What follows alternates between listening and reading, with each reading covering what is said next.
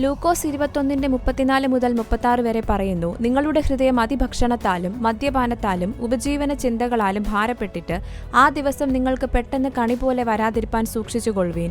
അത് സർവ്വഭൂതലത്തിലും വസിക്കുന്ന ഏവർക്കും വരും.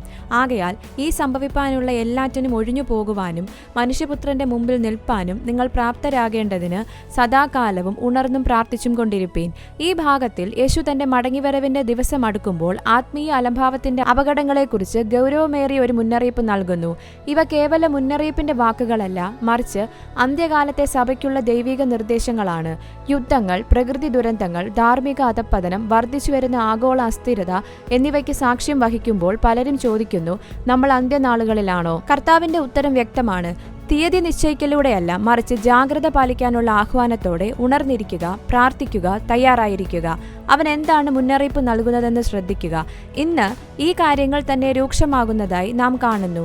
സാമ്പത്തിക സമ്മർദ്ദങ്ങൾ, മാനസികാരോഗ്യ പ്രതിസന്ധികൾ, അനന്തമായ ഡിജിറ്റൽ വ്യതിചലനങ്ങൾ എന്നിവയാൽ ആളുകൾ വലയം ചെയ്യപ്പെടുന്നു. ധാർമ്മിക ആശയക്കുഴപ്പം വാഴുന്നു. ലോകം സമാധാനത്തിലേക്കല്ല, കുഴപ്പത്തിലേക്കാണ് നീങ്ങുന്നത്. ഇവ യാദൃശ്ചികമല്ല. ലൂക്കോസ് 21 മുൻ വാക്യങ്ങളിൽ യേശു വിവരിച്ച അടയാളങ്ങളുമായി അവ യോജിക്കുന്നു. എന്നാൽ യേശു തന്റെ അനുയായികളോട് ഭയത്തോടെയല്ല, വിശ്വാസത്തോടെ പ്രതികരിക്കാൻ പറയുന്നു. നാം ആത്മീയമായി ഉണർന്നിരിക്കണം, പ്രാർത്ഥനയോടെ, ജാഗ്രതയോടെ ആയിരിക്കണം. ലോകം പോലെ നാം അശ്രദ്ധയിലാകരുത്.